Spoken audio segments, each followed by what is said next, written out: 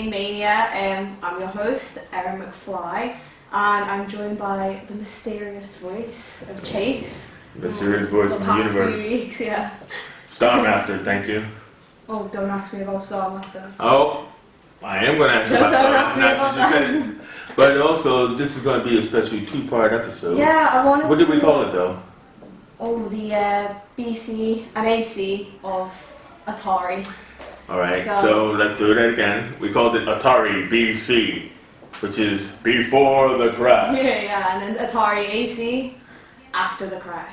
So That's next week. But that's next week's episode, yeah. So yeah, I felt like coming towards the end of the 80s, we've spoken about Nintendo, we've spoken about Sega. Atari's still in the mix there, but I do feel like I've neglected them because they've actually done a fair bit up until this point. I don't feel like I've given them enough credit. So. they were kind of like Oliver from the Brady Bunch. Yeah. From... Yeah, no, you don't know who No. Atari was like the cousin. Yes, no, Atari's more like the great-granddad. Really? Okay. Sitting in his armchair. No. Well, I don't know, because you said how old Nintendo is. How old is Atari? Ooh, 1972 Atari was founded. No, but Nintendo was 1886. Yeah, but they weren't making video game consoles or video games really until 85 when the NES was released. Yeah, okay. I mean, they had a few arcade cabinets like Donkey Kong and stuff, but... Well, I mean, so not to step on what your plan is, because I already see that you got one, but is Atari have one of those interesting origin names like everybody else? Yes and no. See, the origin name with like Atari was originally called, I can't actually pronounce this, Syzygy. I think that's how you pronounce it, Syzygy. Syzygy, Syzygy. And when they tried to like get that name official, it was already taken. What? they had the age-old issue, you know, so... They were playing this Japanese game, I can't remember what it's called, it's like a board game kind of thing, and one of the moves in it was called an Atari. And Bushnell, Nolan Bushnell was like, I like that. That's kind of where Atari came from, like the name. Well, again, I mean, this show has always been about the origin of words as it's in its infancy, so I'm glad we were to go through it. So, back to the script. So yeah, in 1972, a man named Nolan Bushnell and another man named Ted Dabney, they founded Syzygy, which is like Atari. So for now we're just going to call it Atari. And they released the first ever arcade. I don't know if it's the first ever, but from what I read, it was described as the first ever arcade cabinet. And that was called Computer Space. That was released in 1971. Wow. It's early that. And it was inspired by a computer game from 1962, which was called Space War. Wow. So wait a minute. There's a computer game in 1962 called Space War. Yeah. And you know this is right after Roswell, right? So I'm just saying. Wow, I never heard of that game. So because I thought Pong was like one of the first. Well, we're gonna make our way to Pong in this because that's. But then you're telling me there's a game before Pong. Yeah. Well, now you got me excited. Computer Space is a weird kind of game. I'll get a picture up because the cabinet's bizarre for it. It's got this mad 70s design. It's well cool. But yeah, you're sort of like a little spaceship and you just like go around in space. You fire in little white blips at things.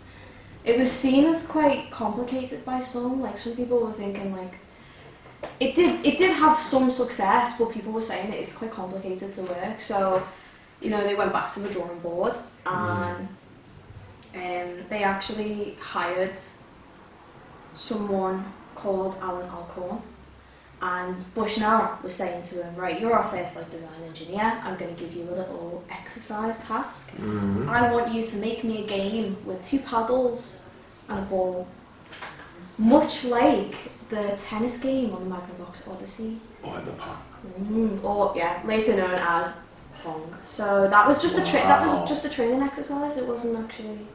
And that became really popular. Yeah, that was released as like the first sort of commercially successful arcade machine, and that did very, very well. They had people lining up to play the arcades and stuff. Actually, a few days after selling one of the systems, they got a call to the place where they'd sold it to, and they were like, oh, the system's broken down. So they sent someone out, and they're like, it's not okay. They needed Scotty from Star Trek. Damn, the system is broken down. What do we do? So, they sent someone out, and he discovered that many quarters would be important to the machine. It had broken the mechanism. Oh my god. And that's why it had broken down. Wow. How bizarre is that? Like, makes sense. So, that really kind of kick-started Atari's career there with that Pong game. Wow. Very popular. But from Atari then, like, they had loads of successful arcade machines. They had some called like Gotcha, Rebound, Space Race. We've got Grand Track and Pursuit written down there as well. So they're just some popular arcade titles by then. So by like 1973, 1974, they're doing pretty well for themselves. And then in 1974, one of Atari's engineers called Howard Lee suggested that they make a home version of Pong. So that people could sit at home and play the much loved arcade machine on their TV. As you do. So they developed a prototype, and they were looking for someone. They need someone to sell this for them. It's like Atari wasn't they weren't really a distributor. They were just Atari kind of thing. They were like, we need someone to push this for us. So they were having a look around, and they found that Sears, who an American company. I don't really know. I know, I used to buy my clothes in Sears. Well, there we go then. Like, I knew you'd be familiar with them. Yeah. They... my first credit bill. Was Sears? Debt. Yeah. Good. So, they saw that Sears were actually advertising the Magnavox Odyssey in one of their catalogues, and they thought, well, how do you like this? We presented it to them, and Sears were like, we like this quite a lot, but we don't have the name. So they wanted to rebrand it, and they sold it as Telegames instead of Home Pong, which it was originally called, and that was back in 1975. Home Pong? Yeah. It was later renamed to Home Pong. Atari did later rename it.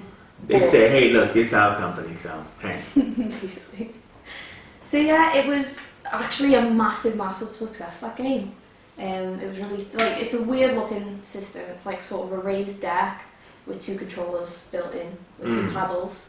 It's pretty much like the layout of the cabinet with the paddles and stuff. So, but yeah, that actually did really well until 1975, when Magnavox are coming in and being annoyed because Atari and other companies out there have stolen their table, like their tennis idea, and they're like, really?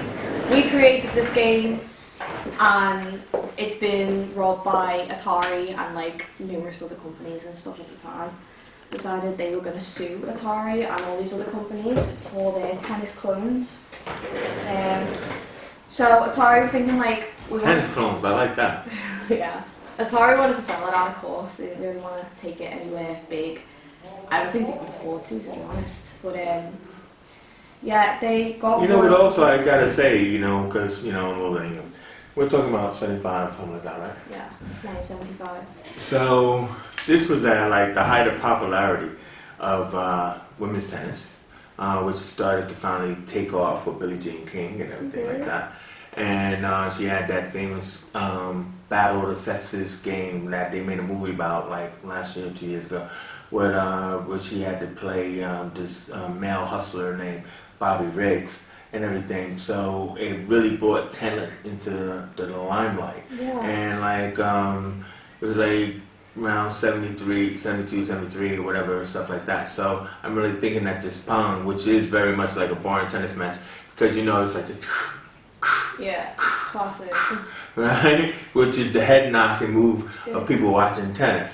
So, you know, I'm just trying to say is that these companies probably were getting on to that and creating this game. Yeah, they could have been actually just... It's just like giving you a little bit of life experience around the game. I never knew any of that anyway, so... No, exactly. That's interesting. That could have actually really contributed to tennis's big success as well. There. I would like to think so. So, Magnavox are suing Atari, and they got massive royalties on Pong, and sort of a lot of other Pong copies going on and stuff. And they also said, we want rights to anything that you release this year, any products that you release. And Atari went, okay. And they had a the best solution to this. They just didn't release anything for a year. Sneaky. Love it. That's great, isn't it? Oh, you want the right type of thing we released? We released nothing. Nothing for you. No stuff for you. That's like one of my favourite things about Atari.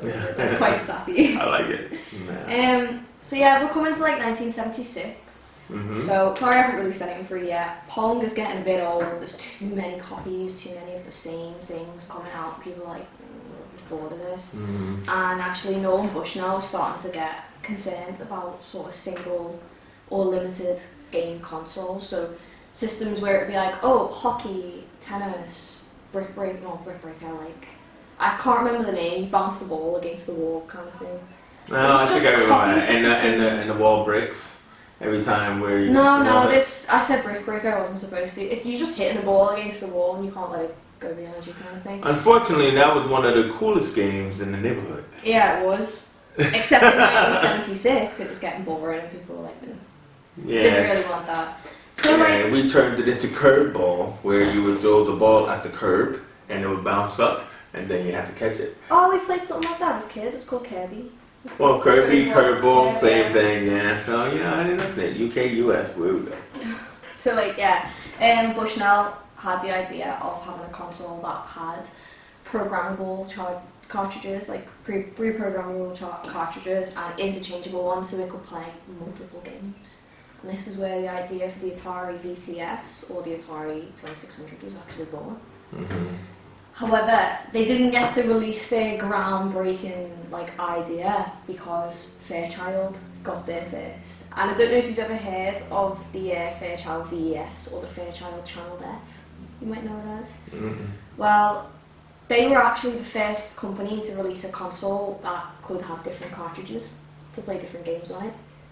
Oh, it was the Fairchild Video Entertainment System. Well, that's the only thing I knew of the console thing, was that you could put different cartridges in it. Well, so you're saying Fairchild was the first one to do that? People say Atari are the first to do this, and it's not. It's a common misconception that Atari were actually the first home console, first. They created first the Pong thing first. Yeah, it's not like that. It was actually a few people before Atari, but So Fairchild, it was quite successful, but they had the tennis and hockey built in on the console as well. So I suppose if you didn't buy any games, you've always got good old tennis there. Pre-programmed? Yeah, pre-programmed, yeah. It was actually the first console to use a microprocessor. So Atari didn't have enough money to finish the 2600 in time. And they needed to release it as soon as possible in order to compete with Fairchild. So the decision was made to sell the company to Warner Communications in 1976, and then Atari VCS was released a year later in 1977. So they kind of got that funding that they needed from Warner Communications to finish the system. So yeah, that was released, and Fairchild weren't really happy with them releasing it as the Atari Video Computer System, the Atari VCS, and Fairchild have got the Fairchild Video Entertainment System, or they weren't happy with the similar names, so they changed theirs to Channel F. Channel F? There is significance behind that. I can't remember what it was. I did research. You sure it's not Channel Fairchild? It could be Channel Fairchild. That makes sense. You don't think too hard, because sometimes these things are simpler than you think. I thought it might have something to do with the channel that you play it on the telly. Well, no, because again, we had UHF, which is F is for frequency. So if anything, Channel F would be channel frequency and everything else like that. But I would think that it's just Channel Fairchild. I could look it up, but I would think that's the case. Well, I'll post that in the comments. I'll find that out and post that in the comments, yeah. So, the Atari... Ice cream! Oh, there's a horn as well. I'm just saying, So, the VCS was released in 1977. It came with 9 titles, including Air Sea Battle, Basic Math, which I find quite funny. That's an excuse to buy it, isn't it? It's like, oh, I need it for my homework. Yeah, exactly. I need it for school, kind of thing. Blackjack, Combat, Starship, Street Racer, just a few of the titles. Combat was actually bundled with the VCS, so it didn't do very well. You know, blackjack is a card game. Yeah, I know that. Okay. Yeah. But yeah, the VCS, like, it didn't do very well initially. It was very expensive as well. If you get your hands on an Atari VCS, there's actually 2 models you can buy. There is the original one that is made in America. It is the solid wood finish on it, and it's got this thick plastic and stuff. It's a really heavy console.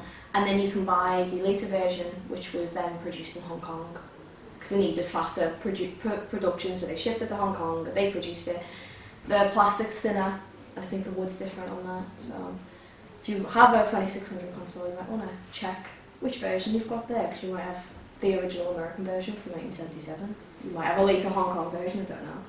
So this system was really expensive to make, so to sort of counteract that, they were like, we can't sell it for dead expensive, people aren't going to buy it. So they sold the system for cheap, and I am a believer that they patented this idea. They released the system as cheap, and then they released the games as expensive. So you're only paying, like, for example, like 200 quid on a console, and then you're having to pay £50 per game. Wow. Which we still see today. If you have a look at the way games are marketed and video game consoles are marketed, the games you can buy for about 50, 60 quid when they're new.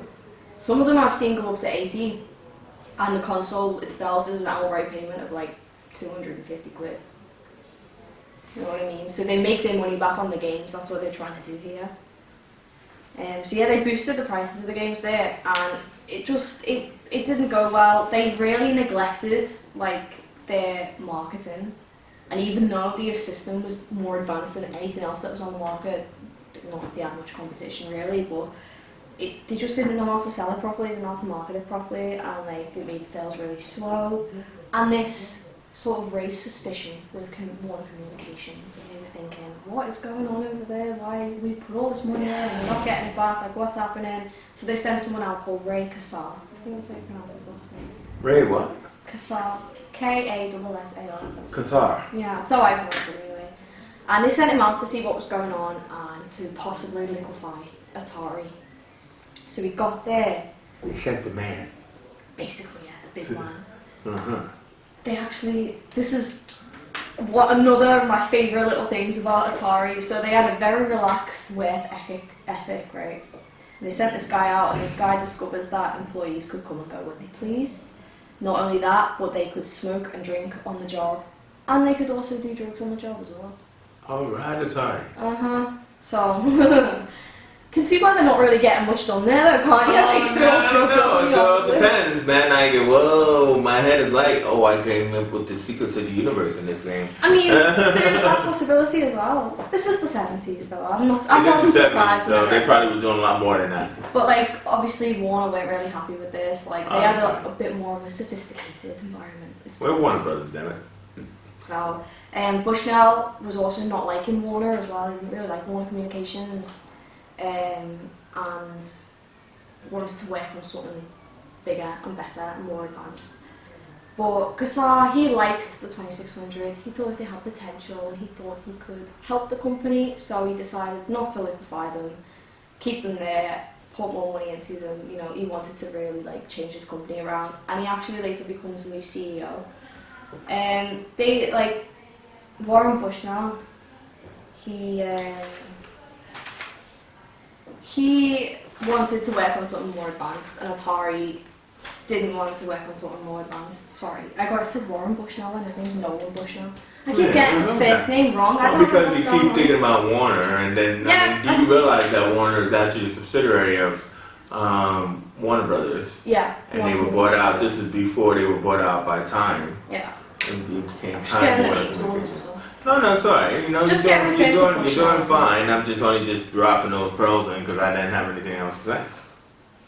Well, you had that to say.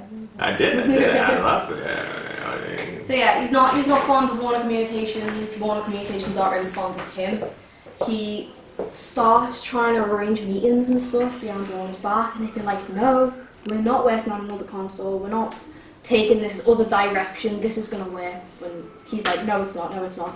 So in the end, they can't force him to retire. In 1978, just before the success of the 2600, which is sad. It's always just before the success of something. Let's get rid of like someone else. You know what? It wasn't so bad for him though, because he went and created Chuck E. Cheese. What? Yeah. I like this guy. So, wait a minute, who was this guy? That's Nolan Bushnell. He was one of the founders of Atari. Now, let me see. I'm fired from this big company, makes video games and everything, and I decide to go off and I make Chuck E. Cheese with a little, like, I don't know what Chuck E. is. I think he's a rabbit. Or a rat, even that's worse. I decided to make the rat the sponsor of my major, huge new food line. Yeah, it did amazing though, didn't it? Like, it did. I mean, Chuck E. Cheese is still around today, so hell yeah. It was they had like this. There was this whole stigma around video game consoles at the time and arcade machines, and he wanted to put an arcade inside of a pizzeria essentially. And what he managed to do was cram as many arcade machines in there that he could, while still being able to call it a pizza parlor. My God, he sounds like Ray Crumb, the guy behind McDonald's. No, but does that guy kind of got the same approach? Well, yeah, but that's what I mean. It's like, you know, I mean, entrepreneurs, man, fantastic people. Yeah, this guy's really like innovative. Innovative. Innovative, yeah. Or innovative, British. So yeah, Bushnell, he's gone. He's doing his own thing. He's got Chuck E. Cheese. He's fine. You don't need to worry about it. Probably took him a while to create Chuck E. Cheese, though. Yeah, it took him a little bit, but it did take off pretty quick. Oh, did it? Okay, alright. I just want to be sure. Got a rat in the house. Chuck E. Cheese. The whole mascot's a rat as well, like that. Yeah, that's what I mean. Yeah, like Ray Casar, he actually really turned Atari around. He pumped $5 million into ad revenue. And he said, he's quoted on saying, like, we put the money in, and that's when it started taking off. So all they needed to do this whole time is market the system. Or add money to it. Yeah, they needed the money to do it, so. Pretty much, that's all it takes. $5 million into avenue. 5 million. Ad revenue, I can't believe that. So by 1980, and the help of the Space Invaders game released on the 2600s, the 1978 Space Invaders, very popular at the time. That came out, that thrust them into this big boom, and by 1980 they managed to sell 2 million consoles, which left Fairchild and Magnavox completely in the dust. I feel kind of sorry for Magnavox because Atari have sort of built on that, and like they built on the Odyssey, and I don't know, part of me's a bit conflicted, part of me's like they're not really deserving of the title of our big amazing like game people in history, because Magnavox were there first. Yeah, but they also had one of those like, you know, disco names, Magnavox. That's pretty. I think that's a cool name. It is like Ultravox. I'm just trying to say. Yeah. And I think I could remember or visualize the logo in my head for Magnavox. So. Can you believe though, by the end of 2004, like they stopped selling 2600 in 1992, stopped making it. But by the end of 2004, they'd sold over 30 million consoles worldwide. Can you believe that? No, but I believe it because you said it. This is why. So worldwide, so did they do the same thing that, who was it last week, the Sega did, where they decided to go into the market of other countries? Yeah, so they started off purely in America. Yeah, of course. And then they ended up in Japan and Europe, but America was their one. Yeah, because like Sega, like we said last time, with Sega was like, when they went to Brazil, that was one of the big. Yeah, that was one of the big ones. Brazil like took off for Sega, so. Yeah. So things looking on the up, and things looking really good for Atari on the outside. On the inside, however, there's a lot of conflict going on. So meanwhile, while Atari are making all this money and they're selling all these games and everyone's buying it, everyone's really into it, they're not paying their designers and game developers and stuff enough money, and they're also not giving them any credit for the games that they're creating, and Atari are making millions off. It's not fair, basically, and people weren't happy about this. People working for Atari weren't happy about this. But this is actually what led to the first ever video game Easter egg, which was from the 1972 game Adventure. Someone called Warren Robinette hid his name in a dark room. I think I spoke about this in the first episode. You have to go in and like find this little blip, and it comes up in colour and it's all rainbow coming down, and it says created by Warren Robinette with rainbow letters. Wow. And he had to keep that hidden from everyone. He even said himself that how could he tell his friends a secret? Like, if he couldn't keep the secret himself, how could he expect his friends to keep that secret? So he told them no one, and it was under wraps and stuff until the game was released, and he couldn't do anything about it. So there's that. Wow. He's also, I found a quote of him saying that Atari, they treated us so badly that everybody quit and started competing companies.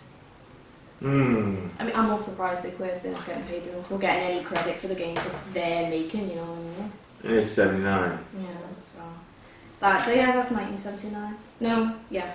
Yeah, what else is Quite there? So yeah, some of Atari's top like employees, designers, developers, whatever, they left and they went and formed Activision in 1979. This is where Activision came from. Yeah, Activision, much to like Atari's distaste, became more popular than Atari. Their games sold more on the Atari consoles than the Atari games themselves. So there's games like Pitfall, which everyone is familiar with, the game Pitfall, and then a game called Mega Mania, Star Master. There's a list more. Star Master. I'm not going into that. Oh, see, I thought this is when you were going to go into it. No, I do want to talk about Star Master, but Not now. not now. That's in the AD section, I guess. So there's a lot of Activision games that are coming out, and I can't believe that they did better than Atari at the end of the day. But it was their top developers and designers and whatnot who went and created these games, so it's no surprise really. So like, yeah, the 2600, it's still going strong. Atari keep trying to sue Activision and keep failing to sue Activision, and their failures caused more third-party game developers to crop up. And this is where the video game crash starts ticking away, because now there's loads of third-party developers. Now there's too many third-party developers, and people are copying games. A lot of games are clones, poor quality, you know. So that's not good. And then Atari, even though they're still going strong, they released the game Pac-Man in 1982, based off the 1980 arcade game Pac-Man, which was released by Namco. So Atari bought the rights to Pac-Man. And then in 1982, sorry, I said 72. In 1982, they released the game. It was made in 6 months, and it was programmed by a man called Todd Fryer, who earned royalties on every single copy of the game made, regardless of like quality. So basically, he pumped out a load of these poorly made games, made a load of money on them, and left Atari sort of begging, to be honest. So they made the mistake of releasing 12 million copies of this Pac-Man game because the arcade was so popular, and they were like, oh, this is going to go so well. And 12 million copies they released, despite only having 10 million consoles on the market. They thought people were literally going to buy a 2600 just to play Pac-Man. But the game was made so badly. Go and look at video footage of the Pac-Man game on the 2600. It's horrendous. Are you talking about like Dot Matrix or? Dot Matrix. You know, like the look of it, like. It just looks horrible. It's disgusting. The colours are wrong. It's flashy, and it's just not good. And it's just not. The noises aren't nice. It's not a nice game. They only sold 7 million copies, so that's a appropriate. Yeah, I know, right? Appropriate noise there.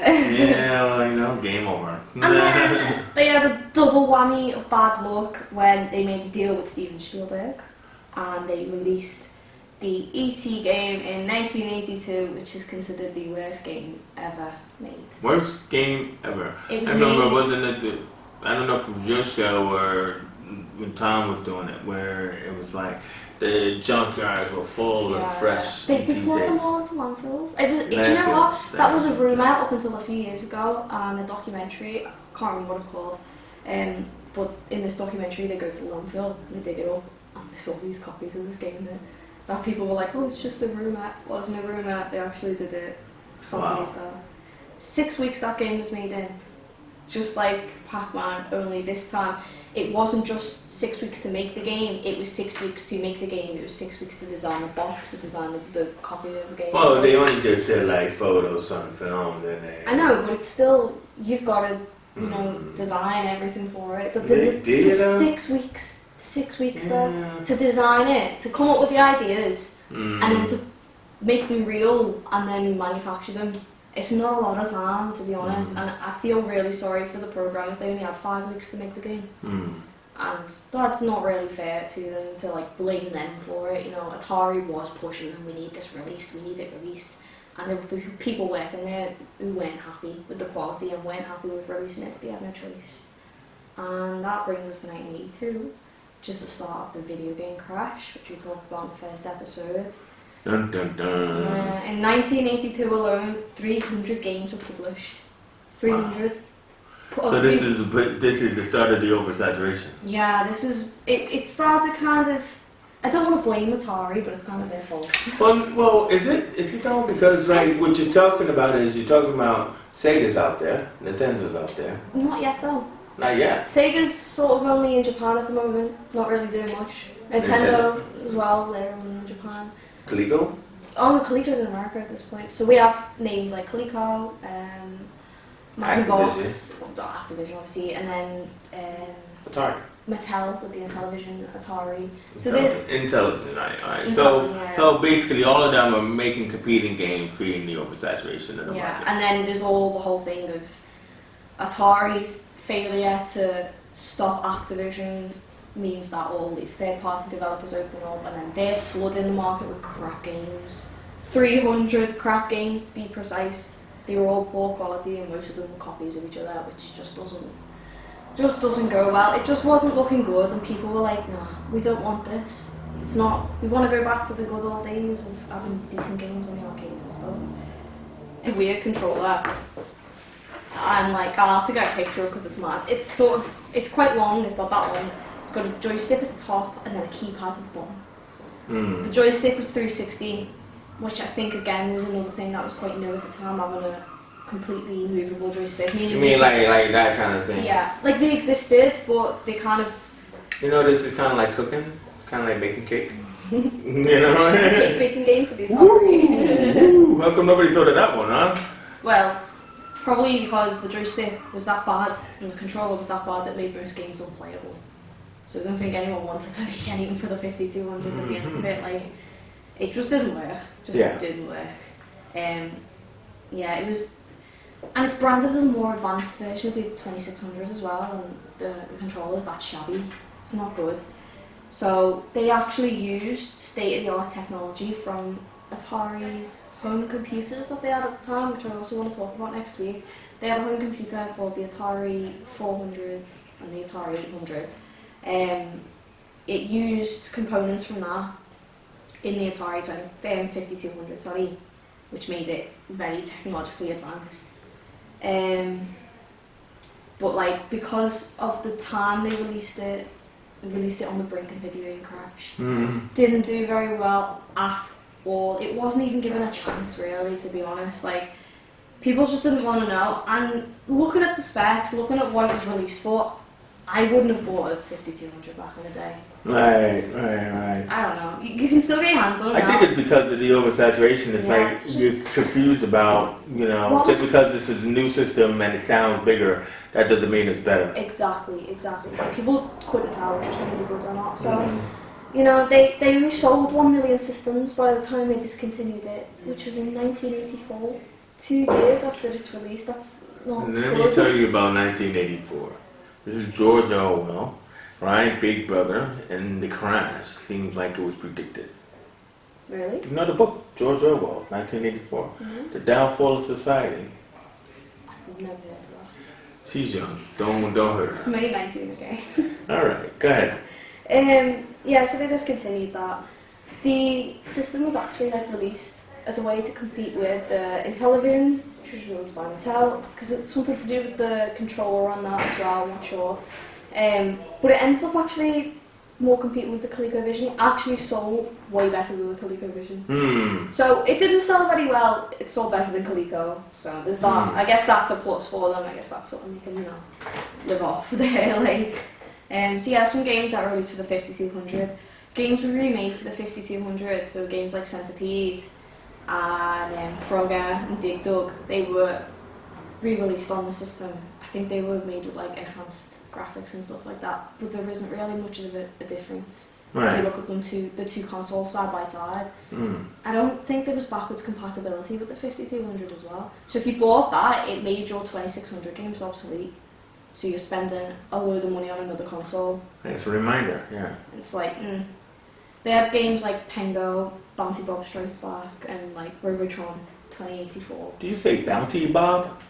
Or Bouncy Bob? Bounty Bob? Bounty Bob, Oh, like Bob is going out for a bounty. I get it. He's a hunter. Bounty Bob, yeah. Whatever. I feel kind of sorry for Atari at the end of this. But at the same time, you know, they've got these drug-riddled offices that they're all working in. And like, Drug-riddled, huh? Someone was saying like they only had a couple of drinks at the end of the day, girl. No, someone actually said who worked there that they couldn't walk. You couldn't walk through like certain parts of the Atari building without getting high. Oh, got it. The smell was that like, you know. Yeah, it's it's the 70s. That's all. Well, moving into the 80s. Well, yeah, now the 80s, yeah. So we're actually coming to the end now. Yeah. Of the 5200s reign, and this is where I want to end part 1 because this is before the crash. Before the crash, yeah, right? BC. Crash, yeah. Tell the name, Atari BC. Atari did have a solution to the 5200s, and they wanted to redeem themselves, which takes us on to next week's console, which is the Atari 7800. Nice one.